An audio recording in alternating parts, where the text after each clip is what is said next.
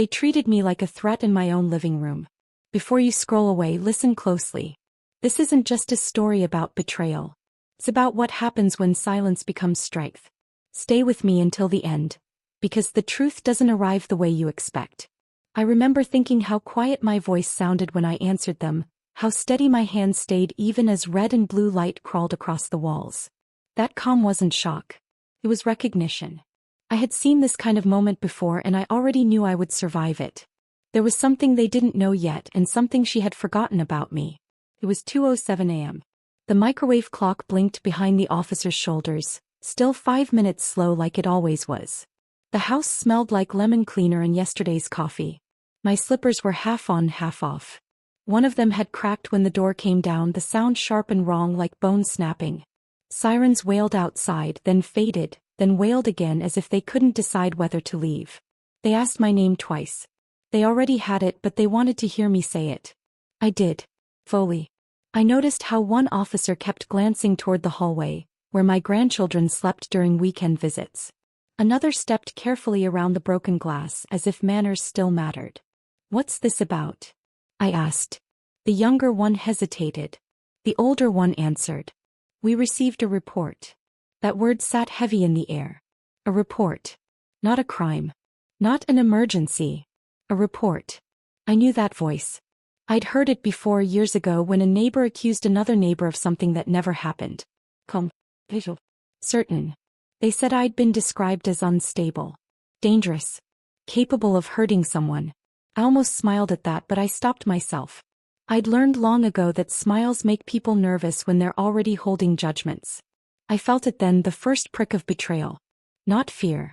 Betrayal has a different temperature. It's colder, sharper. I knew exactly who had used those words.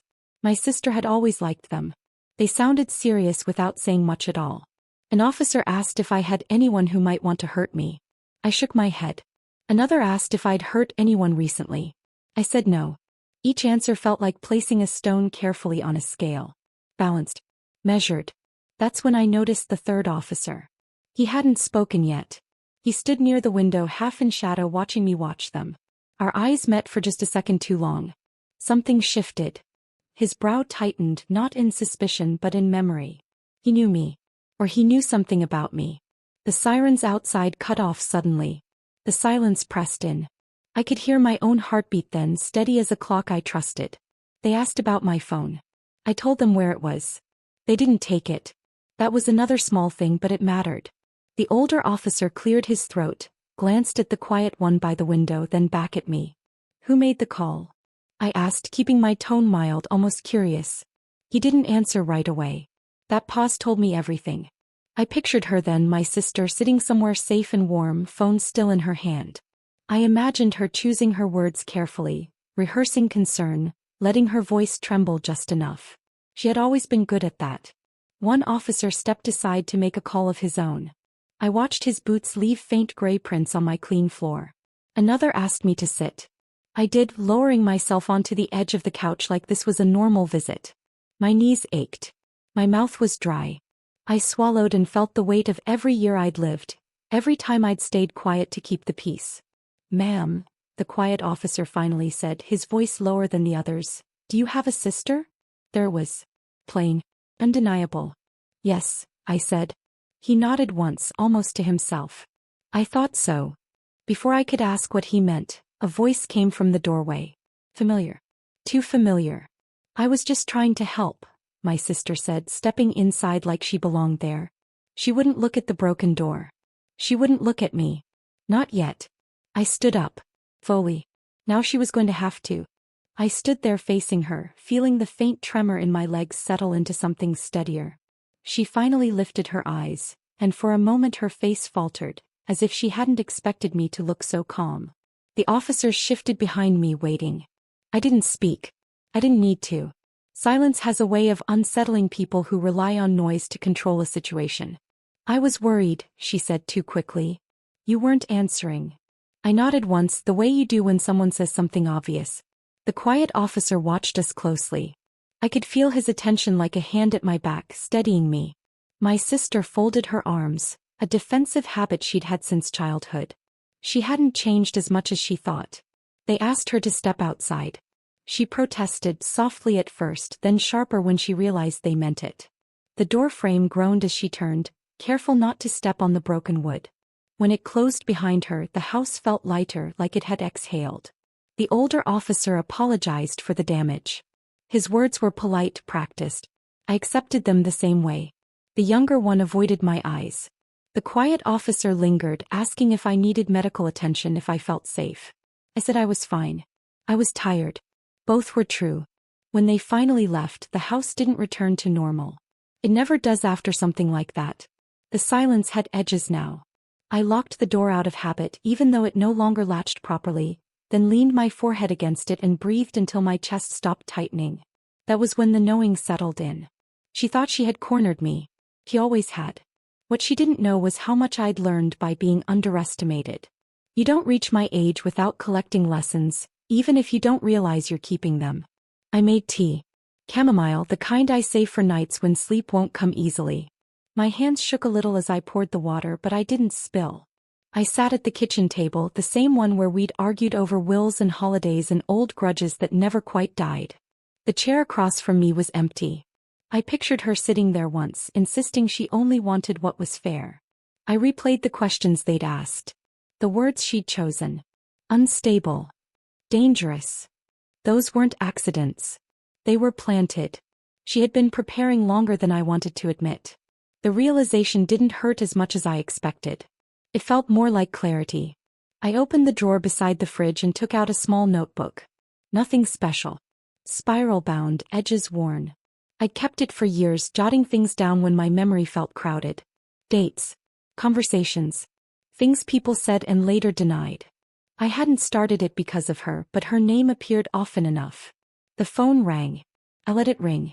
The answering machine picked up, her voice spilling out, thin and tight. Call me. Please. I listened until the click. I didn't delete it. Instead, I walked down the hallway, checking the spare room, the windows, the back door. Everything was as it should be. That mattered. Control starts with small certainties. I changed out of my slippers and noticed the crack again, deeper now. I set them by the trash but didn't throw them away. At the desk in the corner of the living room, I turned on the lamp. Its soft yellow light revealed a stack of old files I hadn't touched in months. Insurance papers. Medical records. Letters. I hadn't thought of them as protection before. Just leftovers from a long life. Now I wondered what else they might hold. Another call came. This time I answered. I was scared, she said, breathy. I thought you might hurt someone. Or yourself. I'm fine, I said. My voice surprised even me. It sounded distant, almost kind. You have to understand, she continued, filling the space. I did what I thought was right. I looked at the notebook, at the neat lines of ink. I thought about the officer who recognized me, about why he might have. I understand more than you think, I said, and ended the call. The night stretched on, but I didn't feel alone anymore. Something had shifted, quietly, permanently. She believed she knew me better than anyone. She always had. That was going to be her mistake.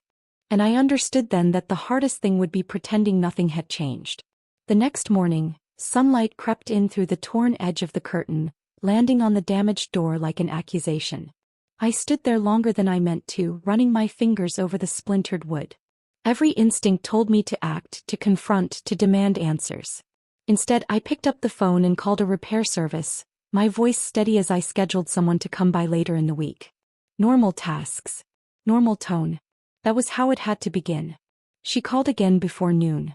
I let it ring twice this time, just enough to suggest I'd been busy. When I answered, I kept my voice soft. A little tired. The way she expected me to sound. I didn't sleep at all, she said. I was so worried about you. I know, I replied. It was a rough night. There was relief in her silence. I could almost hear her settling back into herself, the way people do when they think the danger has passed. She asked if I needed groceries, if I wanted her to come by. I said no to both, thanked her anyway. Gratitude has always been her favorite disguise. After we hung up, I sat at the table and noticed how my shoulders ached. Holding yourself a certain way for too long does that. So I felt strangely clear. Calm doesn't always mean peace. Sometimes it just means readiness. Over the next few days, I played my part carefully. I returned her calls. I answered her questions. I laughed when she tried to lighten the mood, even though the sound felt unfamiliar in my own ears. Each conversation told me something new. She was watching for signs. Fear. Anger. Anything that might suggest she'd miscalculated. I gave her none of it. Instead, I turned my attention outward. I walked the neighborhood more than usual, waving to people I'd known for years but rarely stopped to talk to. I lingered. I listened. Small conversations have a way of opening doors if you let them. Someone mentioned seeing police cars that night. Someone else said they'd heard things before, rumors they hadn't questioned at the time. I didn't correct them. I didn't add anything either. I just listened and stored it away. At home, I went through drawers and boxes I hadn't touched in ages. Not all at once. A little each day. I wasn't searching frantically. I was reminding myself of what I already had. Papers have weight. They tell stories long after voices change their tune.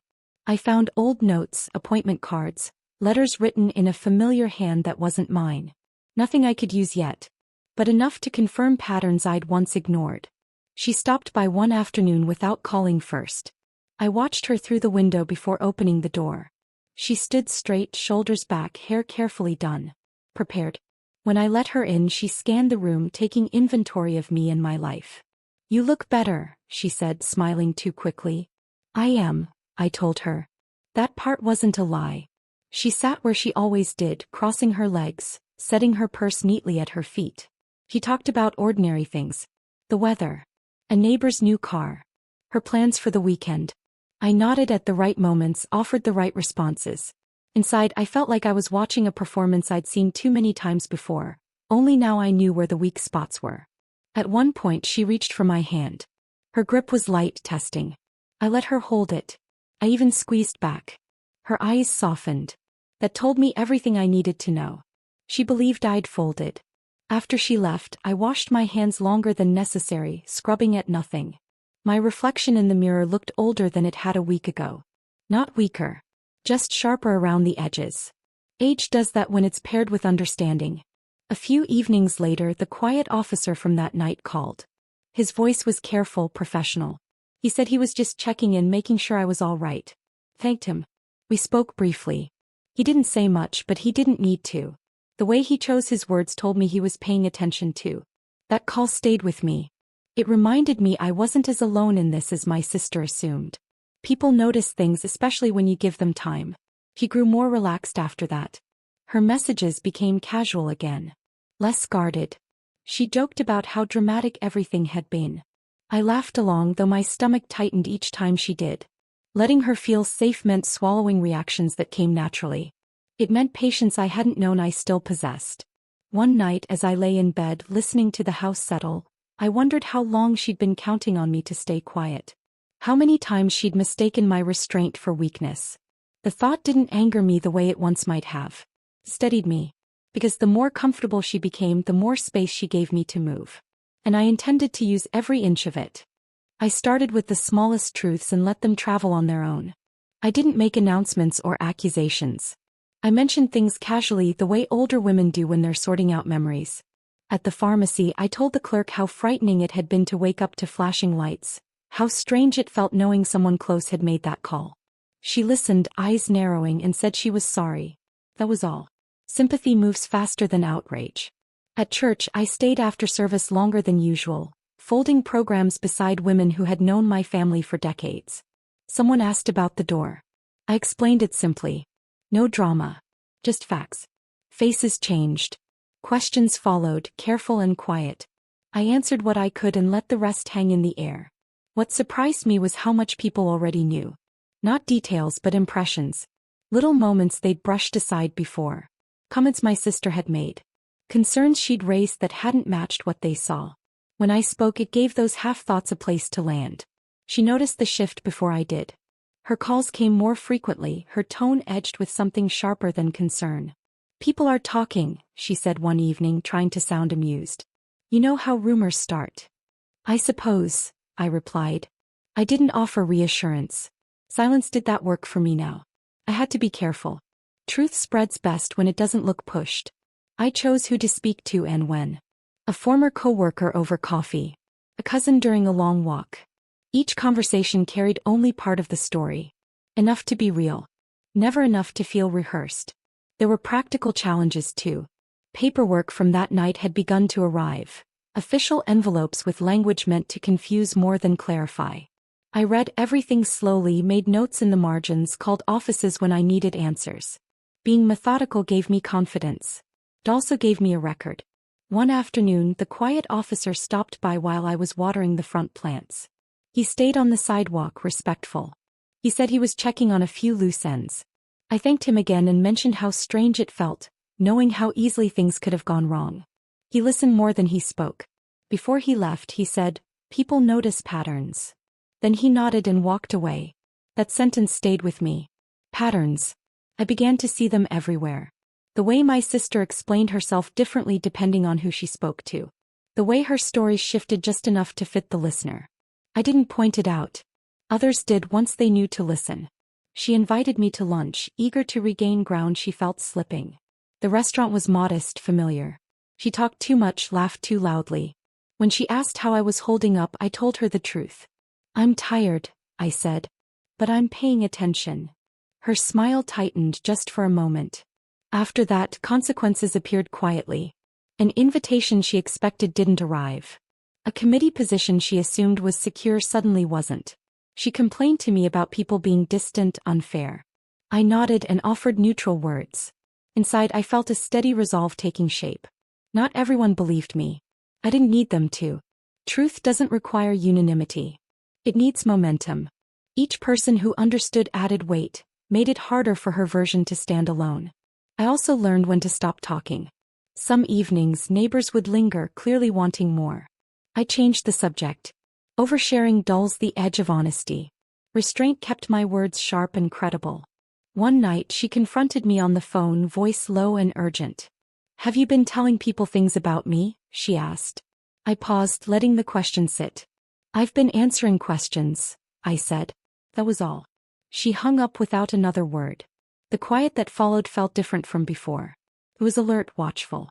I sensed lines being drawn, loyalties tested. That tension didn't frighten me anymore. It told me the truth was doing its work. In the middle of all this, I noticed changes in myself too. I slept more deeply. I walked with my shoulders back. Old aches felt lighter, as if my body recognized the relief of no longer carrying someone else's secrets. That strength surprised me, but I welcomed it. A neighbor I barely knew stopped me one afternoon and said, "I heard what happened. I'm glad you're okay." The way she said it told me she'd already chosen a side. I thanked her and kept walking, heart steady and clear. I understood then that patience wasn't passive. It was active, deliberate, and demanding. Every measured step strengthened the ground beneath me while hers slowly softened without her noticing. One evening, I sat at my desk and reread my notebook, seeing connections I'd missed before. Dates lined up.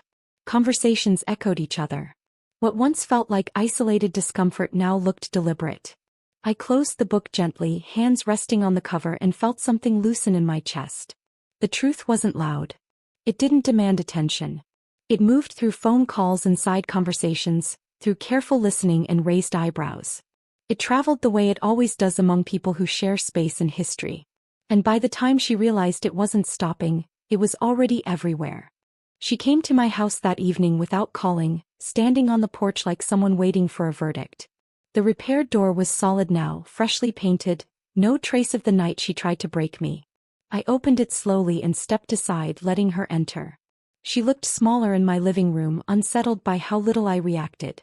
Her eyes moved over the furniture, the walls, the calm order of everything. I could see the question forming in her mind, how I could look so untouched. I gestured for her to sit. I stayed standing. That difference mattered.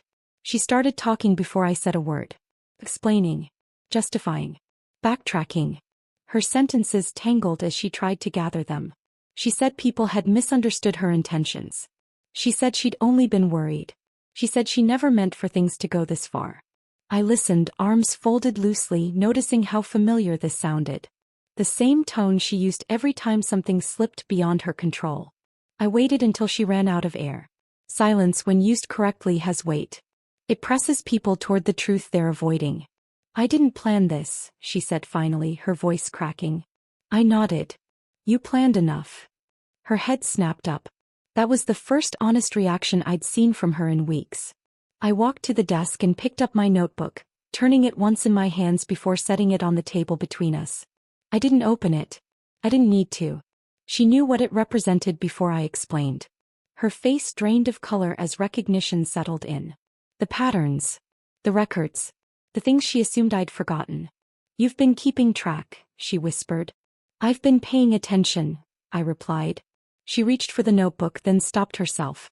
Her hand hovered, trembling. I felt no urge to pull it away or protect it. The power had already shifted. She began to cry then, quietly, the way she did when she wanted sympathy without witnesses. It didn't move me. I remembered the broken door. The questions asked at gunpoint. The way my safety had been gambled away for her comfort. "I can fix this," she said. "I can talk to people." "You already did," I said gently. "That's why this happened." The truth came out in pieces after that, not because I forced it but because she couldn't hold it anymore. She admitted she'd exaggerated. That she'd repeated old stories until they sounded dangerous. That she believed someone would step in and scare me into staying quiet. She never said the word jealous, but it hovered between us, heavy and obvious. I told her about the calls I'd received. The looks I'd noticed.